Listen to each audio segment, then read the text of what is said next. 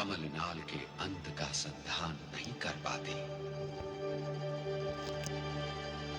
उस अंतहीन कमलनाल में वे युग युगों तक भ्रमण करते रहते हैं, परंतु उन्हें अपने सर्जक के दर्शन नहीं होते।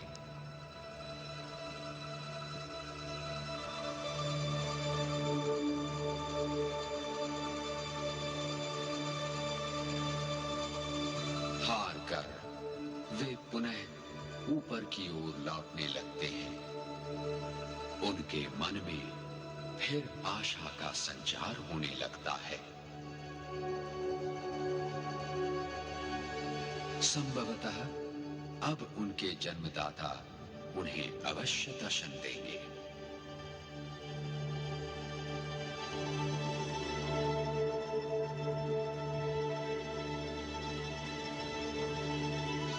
परंतु उनकी आशा पूर्ण नहीं होती।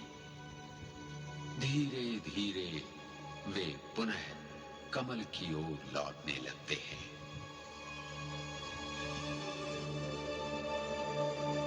अपने सर्जक का पता लगाने की ब्रह्मा की अन्वेषण यात्रा असफल सिद्ध होती है।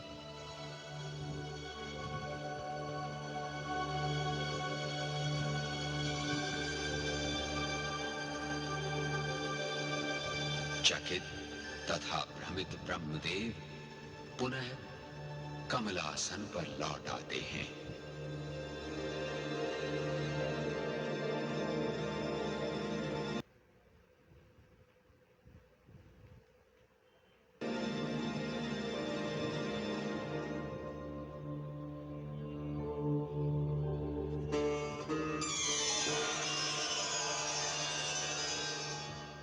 आप कौन हैं?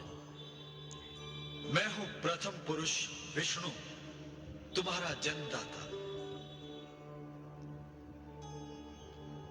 नहीं, तुम मेरे जन्मदाता नहीं हो सकते।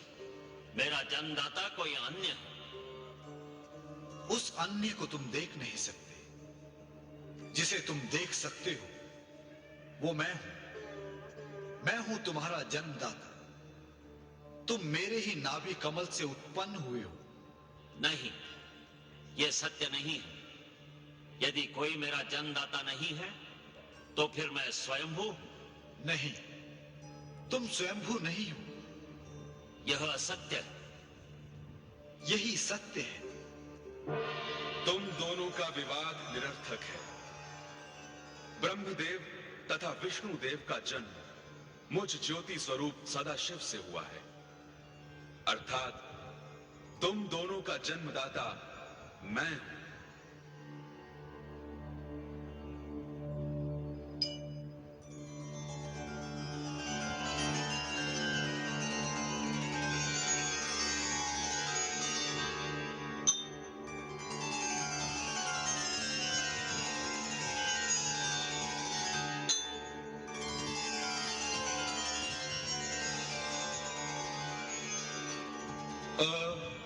उ, म, इन तीन अक्षरों द्वारा मैं ही व्यक्त होता हूं।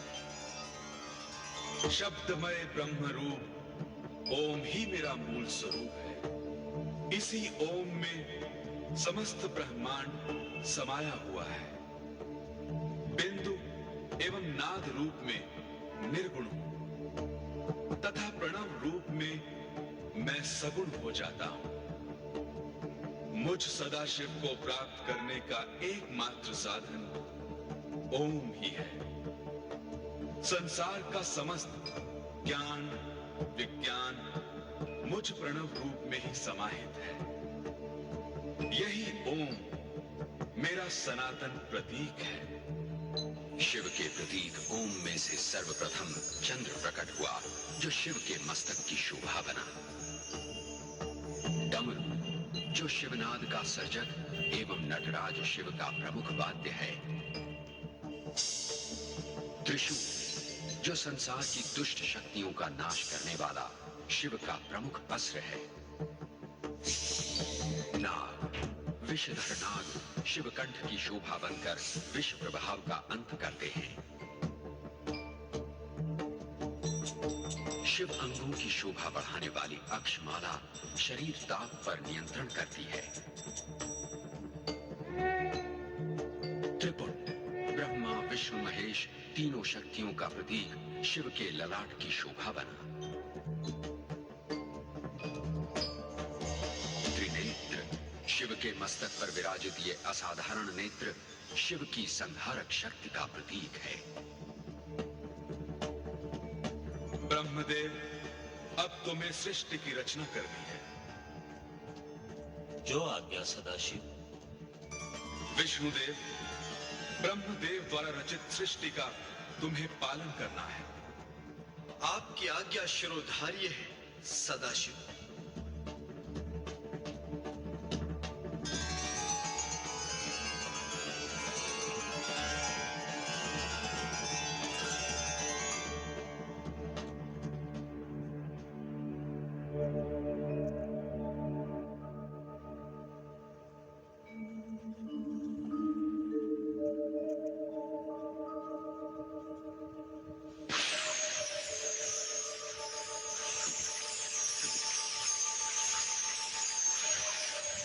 सृष्टि रचना के कार्य में सर्वप्रथम 24 तत्वों से युक्त हिरण्यवर्ण ब्रह्मांड प्रकट हुआ।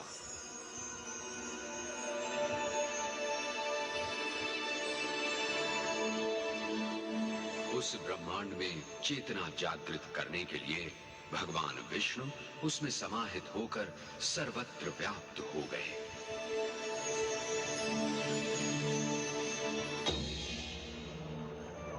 फिर ब्रह्मांड 2 भागों में विभाजित हो गया। ऊपर आकाश बना, नीचे का भाग जल तथा पृथ्वी बने।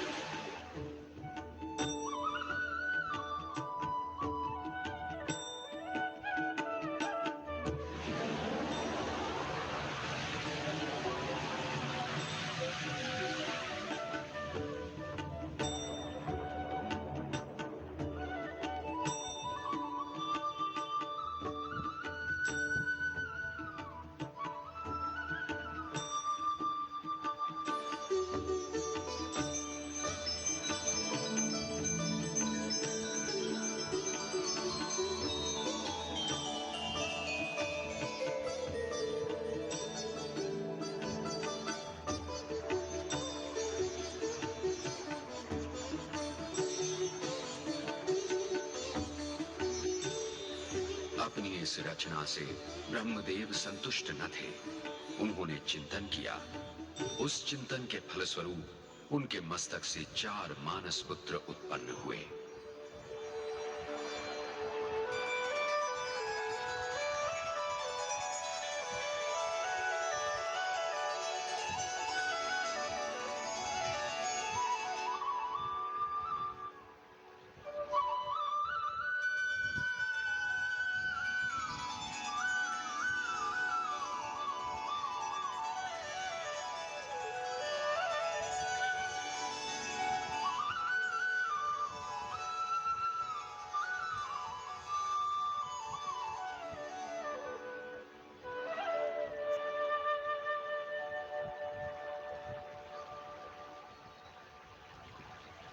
सनत, सनंदन, सनातन, सनत कुमार, मेरे मानस पुत्रों, मानव सृष्टि की उत्पत्ति हेतु मैंने तुम्हें प्रकट किया है। परमपिता, हमें क्षमा करें। हम चिंतन द्वारा आपके मस्तक से प्रकट हुए हैं। यह कार्य हमसे नहीं होगा। हम सदा ब्रह्म चिंतन में लीन रहना चाहते हैं। वैराग्य ही हमारा धर्म एवं कर्म है।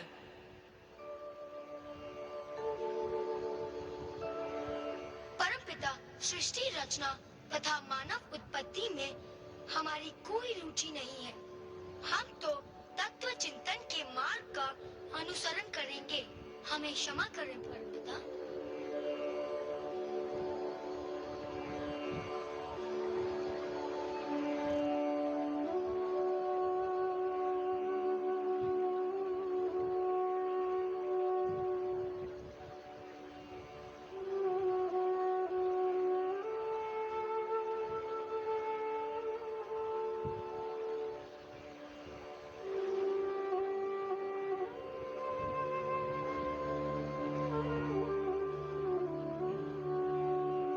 अपने इन चारों मानस पुत्रों की वैराग्य वृत्ति देखकर ब्रह्मा को निराशा हुई।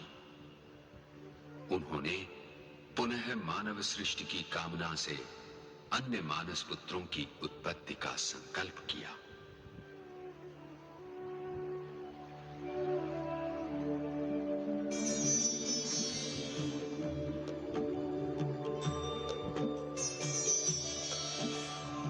प्रजापति ब्रह्मा ने अपने नेत्र द्वारा प्रथम मानस पुत्र मरीचि को सृष्टि रचना के उद्देश्य से उत्पन्न किया।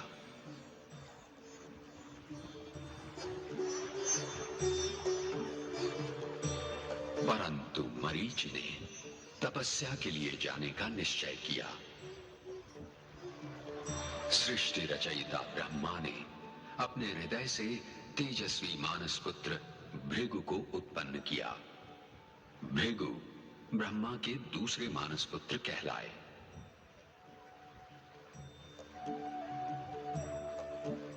ये भी तपस्या के लिए चले गए। तत्पश्चात ब्रह्मदेव ने अपने मस्तक से तीसरे मानस पुत्र अंगिरा को उत्पन्न किया। सृष्टि रचना के उद्देश्य से उत्पन्न अंगिरा भी तत्काल तपस्या के लिए चले गए।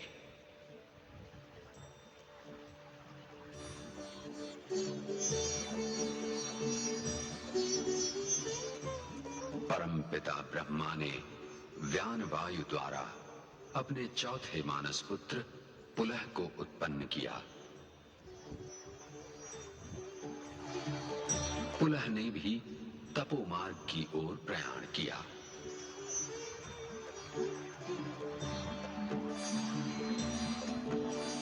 तदनंतर प्रजापति ब्रह्मदेव ने अपान वायु द्वारा अपने पांचवें मानस पुत्र पुलस्त्य को उत्पन्न किया।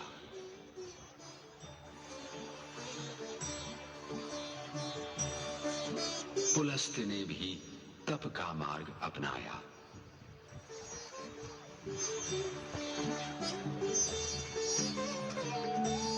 सृष्टि रचयिता ब्रह्मा ने समान वायु अर्थात मुख से अपने छठे मानस पुत्र वशिष्ठ को उत्पन्न किया।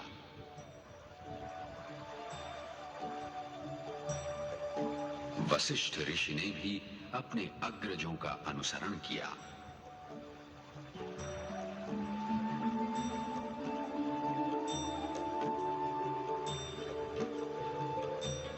तत्पश्चात ब्रह्मदेव ने अपने दोनों कानों से अपने सातवें मानस पुत्र अत्रि को उत्पन्न किया।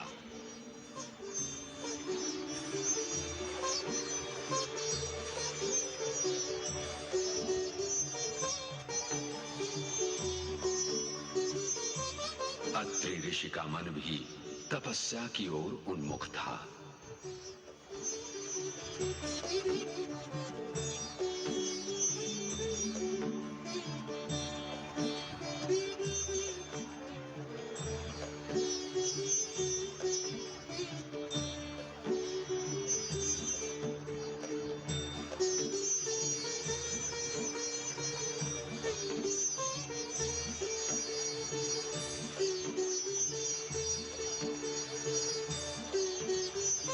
अपने मानस पुत्रों को सृष्टि कामना से विरक्त होते देखकर ब्रह्मदेव पुनः चिंतित हुए।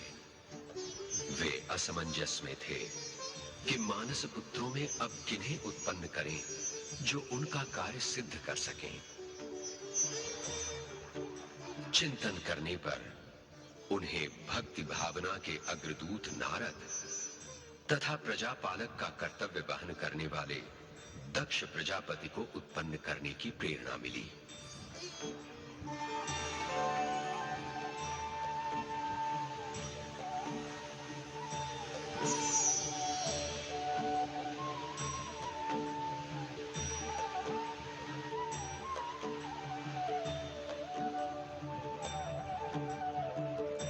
वत्स नारद, तुम भक्ति स्वरूप हो।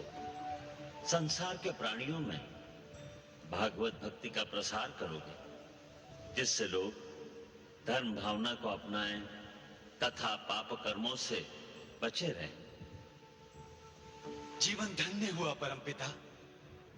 नारायण नारायण।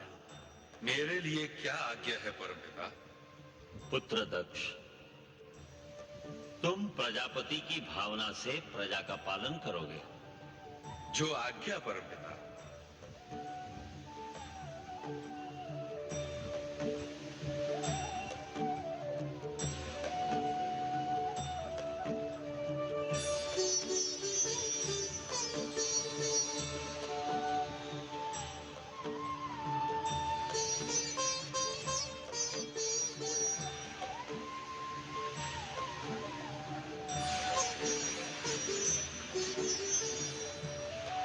पुष्प धनुआ कामदेव, तुम नर नारी के बीच सौंदर्य का आकर्षण उत्पन्न करके सृष्टि सृजन की प्रेरणा जगाओगे। जो आज्ञा परमपिता।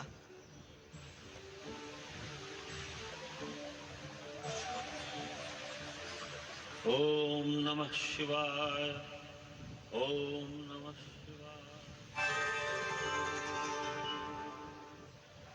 ज्योति स्वरूप सदाशिव, आपकी आज्ञा का पालन करते हुए मैंने सृष्टि की रचना तथा मानस पुत्रों की उत्पत्ति की, परंतु सृष्टि का रचनाकार बनकर भी मैं अपने लक्ष्य में सफल नहीं हो पा रहा हूं। कृपया मेरा मार्ग प्रशस्त कीजिए परमेश्वर।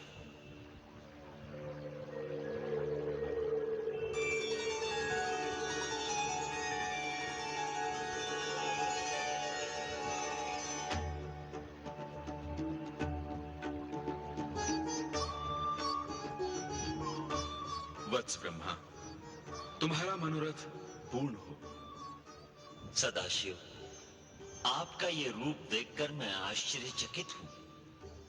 ब्रह्मदेव, ज्योति स्वरूप मुझ सदाशिव में शिव तथा शक्ति का यही अर्धनारीश्वर रूप अंतर्निहित है। प्रकृति और पुरुष की सम्मिलित सत्ता का नाम ही अर्धनारीश्वर शिव है। अर्थात प्रकृति और पुरुष में भेद जाने बिना तुम अपने उद्देश्य में सफल नहीं हो सकते।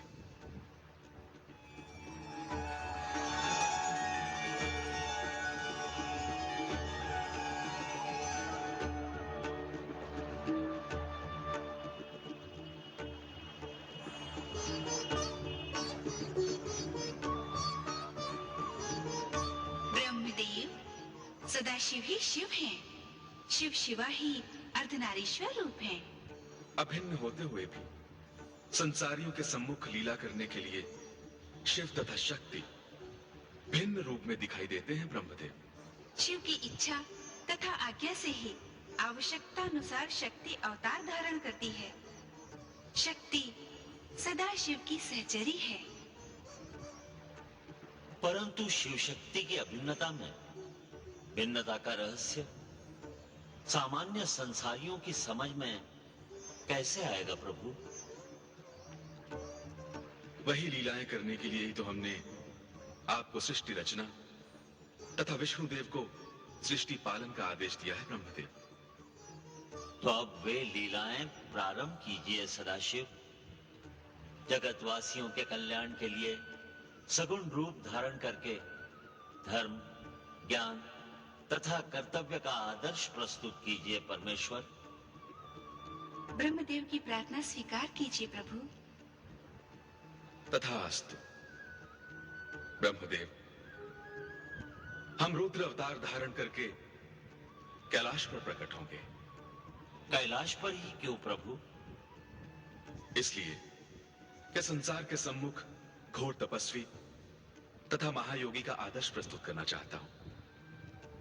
ऐसा योगी जो वैराग्य की भावना के साथ शरीर पर शव भस्म लगाकर संसार को नश्वरता का संदेश दे, वाघंबर पहनकर आदि देवता का रूप धारण करके हिम मंडित कैलाश पर रहकर शीतल वातावरण में अविचल योग समाधि लगाए। माता शक्ति, आप अपनी लीला कब प्रारंभ करेंगी? मनुष्य मात्र के समक्ष नारी का आदर्श प्रस्तुत करने के लिए